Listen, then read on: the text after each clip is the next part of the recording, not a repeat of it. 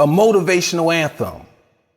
I would like to take a moment to send out some love, some encouragement and life to all of the underdogs out there. This goes out to the lost ones that know that they have more than enough ingredients to be great, but can't seem to bake their best meal. This message is for the misunderstood, the ones that have been taken for granted their entire lives.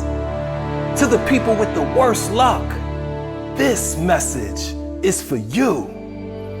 This message is to those that sit and watch others progress right before their eyes, and they know deep down that they are much better and more talented than them. This message is to all the people with good hearts that are unaware of what to do with them because others continue to abuse them. This message is for the people that can't seem to enjoy life because even the fun things just aren't as fun anymore. This message is for you because I feel your pain. To all of my young queens out there feeling lost because you know your value, but others just can't seem to agree. Boys only praise you because they are only after your most prized possession. You try to resist as long as possible, but then the peer pressure causes you to settle for less than you are worth. You decide to break bread and share your body with him, and afterwards, he acts like he never even knew you. Therefore, your trust is forever violated and bruised, but life doesn't stop for you. You try to be as strong as possible, but it still doesn't seem like it's enough. Stay strong, young queens, because I feel your pain. To my young kings out there who have a desire to do good, but all that surrounds your life is negativity. You try to do the right thing, but it seems like you're the only one trying. Then you look around and all of your friends who are doing the wrong things seems like they are having all of the fun. I know it feels like the illegal way is a good option, but it's not. I know you feel like you should have a better job, a better family, more education, or even a better girlfriend. But hang in there, young homie, because I feel your pain. To all of my adult kings out there, I know that you feel slighted and oppressed. I know that you feel like each time you make an effort to be there for your kids, their mother does something disrespectful that makes you angry.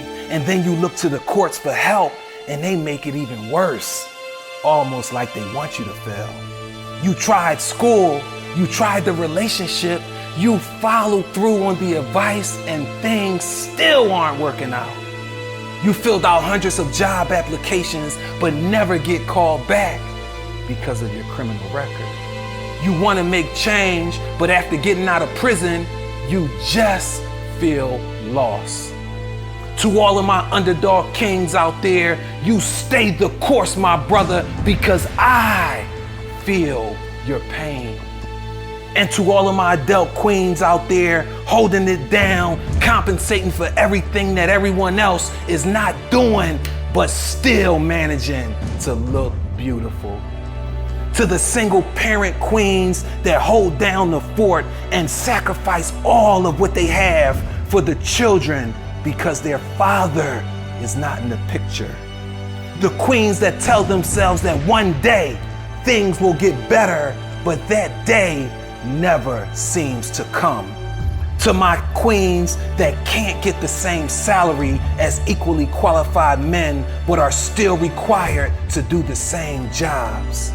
To all of my relentless queens out there, I'm here to tell you that you are important, you are necessary, and you are sufficient. So hang in there, my queens, because I feel your pain. To all of the kings and queens out there, I am here to tell you that you were born to be great. When God thought of greatness, he was thinking about you. Never allow yourself to feel defeated ever again, because you're a new person with unlimited blessings awaiting you. You see, if you choose to do good or you choose to do bad, they both are extremely difficult. The only difference is that when doing good, things eventually get easier, and in the end, you get rewarded. However, continuing to do bad, things never get easier, and you eventually get punished. So the question becomes, do you just want to suffer?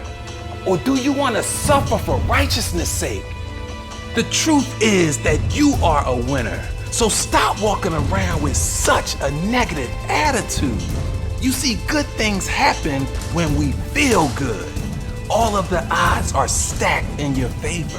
The fact that you lost doesn't make you a loser. It simply means that you lost. In order to be considered a loser, you must lose each and every time. But the great news is that in order to be considered a winner, all you have to do is win one time. Have you ever heard of haters? Of course you have. They are the people that continue to do the wrong thing even after falling down one too many times and refusing to get back up. Now they look up and try to discourage others from doing better. Stay clear of these leeches, and whatever you do, please don't become one.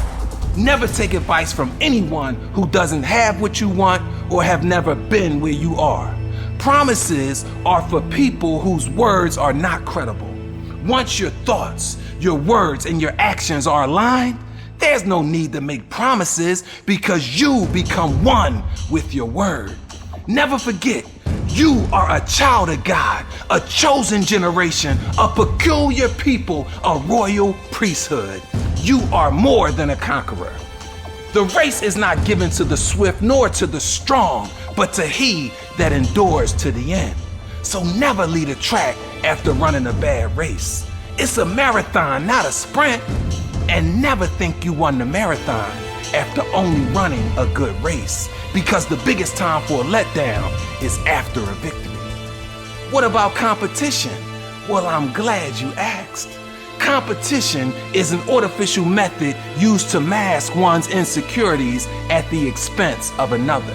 However, there is some value in competing with others, but under no circumstances should you ever compete against others. Not only is it a waste of time, but it also gives you a false sense of progress. You can't measure growth from competing against others because you can't measure your opponent's effort. What should you do to be the best version of yourself? Well, I'm so glad you asked. If you truly believe that the cream rises to the top, then stop stressing and struggling, trying to get to the top, and just relax and focus on being the cream. In order to be the cream, you must be the very best you possible in all aspects of your life. And you must put yourself in the very best possible position in all areas of your life.